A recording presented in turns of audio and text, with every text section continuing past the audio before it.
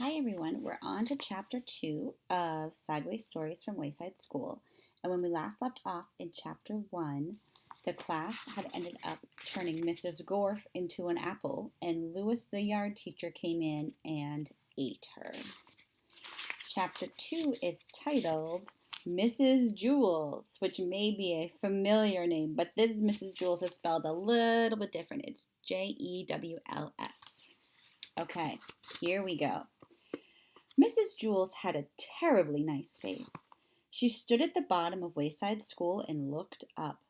She was supposed to teach class on the 30th story.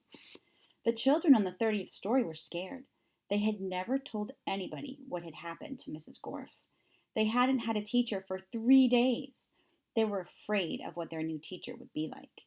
They heard she'd be a terribly nice teacher. They had never had a nice teacher. They were terribly afraid of nice teachers. Mrs. Jewls walked up the winding, creaking staircase to the 30th story. She was also afraid. She was afraid of the children. She had heard that they would be horribly cute children. She had never taught cute children. She was horribly afraid of cute children. She opened the door to the classroom. She was terribly nice. The children could tell just by looking at her. Mrs. Jewls looked at the children. They were horribly cute. In fact, they were much too cute to be children. "I don't believe it," said Mrs. Jewls. "It's a room full of monkeys." The children looked at each other. They didn't see any monkeys. "This is ridiculous," said Mrs. Jewls. "Just ridiculous. I walked all the way up 30 flights of stairs for nothing but a class of monkeys. What do they think I am? I'm a teacher, not a zookeeper."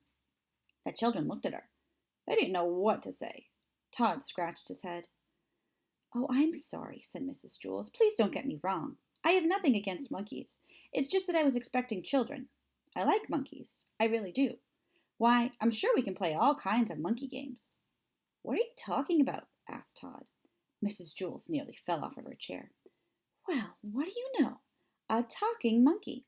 Tomorrow I'll bring you a banana." "My name is Todd," said Todd. The children were flabbergasted.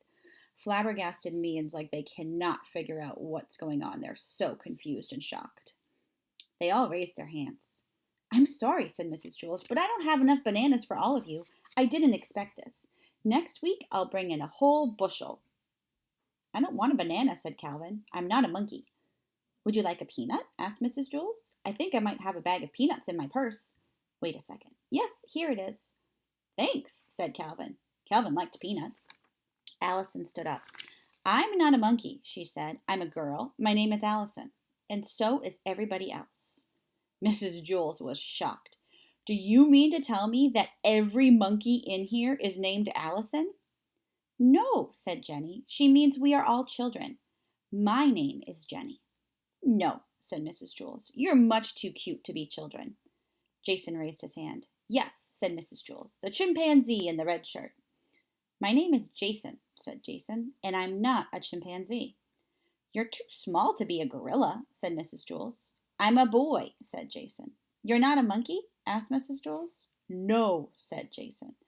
"And the rest of the class, they're not monkeys either?" asked Mrs. Jewls. "No," said Allison. "That's what we've been trying to tell you." "Are you sure?" asked Mrs. Jewls. "We'd know if we were monkeys, wouldn't we?" asked Calvin. "I don't know," said Mrs. Jewls. "Do monkeys know that monkeys are monkeys?" "I don't know," said Allison. "I'm not a monkey." "No, I suppose you're not," said Mrs. Jewls. "Okay, in that case, we have a lot of work to do. Reading, writing, subtraction, addition, spelling. Everybody take out a piece of paper. We will have a test now." Jason tapped Todd on the shoulder. He said, "Do you want to know something? I liked it better when she thought we were monkeys." "I know," said Todd. "I guess now it means she won't bring me a banana." "There will be no talking in class," said Mrs. Jewls. She wrote Todd's name on the blackboard under the word discipline. And this is going to be a common theme that we see. You see that word discipline in all caps? It means that he is in trouble. Okay, we'll do one more chapter together today. It's titled Joe. Remember, each chapter in this book is going to be about a different person in the classroom on the 30th floor. Joe had curly hair, but he didn't know how much hair he had. He couldn't count that high. In fact, he couldn't count at all. When all of the other children went to recess, Mrs. Jewls told Joe to wait inside. Joe, she said, how much hair do you have? Joe shrugged his shoulders. A lot, he answered. But how much? Asked Mrs. Jewls. Enough to cover my head, answered Joe. Joe, you are going to have to learn how to count, said Mrs. Jewls. And here's a picture here of Joe with Mrs. Jewls. Or actually, nope, sorry, that's Joe and another student in the class. And you'll see why in just a minute. But Mrs. Jewls, I already know how to count, said Joe. Let me go to recess. First, count to 10, said Mrs. Jewls. Joe counted to 10. 6, 8, 12, 1, 5, 2, 7, 11, 3, 10. No, Joe, that is wrong, said Mrs. Jewls. No, it isn't, said Joe. I counted until I got to 10. But you were wrong, said Mrs. Jewls. I'll prove it to you. She put 5 pencils on his desk. How many pencils do you have there, Joe? Joe counted the pencils. 4, 6, 1, 9, 5. There are 5 pencils, Mrs. Jewls. That's wrong, said Mrs. Jewls. How many pencils are there? Asked Joe. 5, said Mrs. Jewls. That's what I said, said Joe. May I go to recess now? No, said Mrs. Jewls. You got the right answer, but you counted the wrong way. You were just lucky. She set 8 potatoes on his desk. How many potatoes, Joe? Joe counted the potatoes. 7, 5, 3, 1, 2, 4, 6, 8. There are 8 potatoes, Mrs. Jewls. No, there are 8, said Mrs. Jewls. But that's what I said, said Joe. May I go to recess now? No, you got the right answer, but you counted the wrong way. She put 3 books on Joe's desk. Count the books, Joe. Joe counted the books. 1,000, 1,000,000, 3. 3, Mrs. Jewls. Correct, said Mrs. Jewls. May I go to recess now? Joe asked. No, said Mrs. Jewls. May I have a potato? Asked Joe. No. Listen to me. 1, 2, 3, 4, 5, 6, 7, 8, 9, 10, said Mrs. Jewls. Now you say it. 1, 2, 3, 4, 5, 6, 7, 8, 9, 10, said Joe. Very good, said Mrs. Jewls. She put 6 erasers on his desk. Now count the erasers, Joe, just the way I showed you. Joe counted the erasers. 1, 2, 3, 4, 5, 6, 7, 8, 9, 10. There are 10, Mrs. Jewls. No, said Mrs. Jewls. Didn't I count right? Asked Joe. Yes, you counted right, but you got the wrong answer, said Mrs. Jewls. This doesn't make any sense, said Joe. When I count the wrong way, I get the right answer, and when I count the right, I get the wrong answer. Mrs. Jewls hit her head against the wall 5 times. How many times did I just hit my head against the wall? She asked. 1, 2, 3, 4, 5, 6, 7, 8, 9, 10. You hit your head against the wall 10 times, said Joe.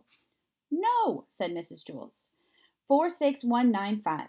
You hit your head 5 times, said Joe. Mrs. Jewls shook her head and said, no, and said, yes, that is right. The bell rang and all the other children came back from recess. The fresh air made them very excited, and they were laughing and shouting. Oh, darn, said Joe. I missed recess. Hey, Joe, where were you? Asked John. You missed a great game of kickball. I kicked a home run, said Todd. What was wrong with you, Joe? Asked Joy. Nothing, said Joe. Mrs. Jewls was just trying to teach me how to count. Joy laughed. You mean you don't know how to count? Counting is easy, said Mauricia. Now, said Mrs. Jewls. What's easy for you may not be easy for Joe, and what's easy for Joe may not be easy for you. Nothing's easy for Joe, said Mauricia. He's stupid. I can beat you up, said Joe. Try it, said Mauricia. That will be enough of that, said Mrs. Jewls. She wrote Mauricia's name on the blackboard under the word discipline. Joe put his head on his desk between the 8 potatoes and the 6 erasers. Don't feel bad, Joe, said Mrs. Jewls. I just don't get it, said Joe. I'll never learn how to count. Sure you will, Joe, said Mrs. Jewls. One day it'll just come to you. You'll wake up one morning and suddenly be able to count. Joe asked. "If all I have to do is wake up, what am I going to school for?" "Just to speed things up," said Mrs. Jewls. "Without school, it may take another 70 years before you wake up and are able to count." "By that time I'll have no hair left on the top of my head to count," said Joe. "Exactly," said Mrs. Jewls. "That is why you go to school." When Joe woke up the next day, he knew how to count. He had 55,006 hairs on his head. They were all curly. That's the end of our reading for today. The next chapter, we are going to meet Sherry.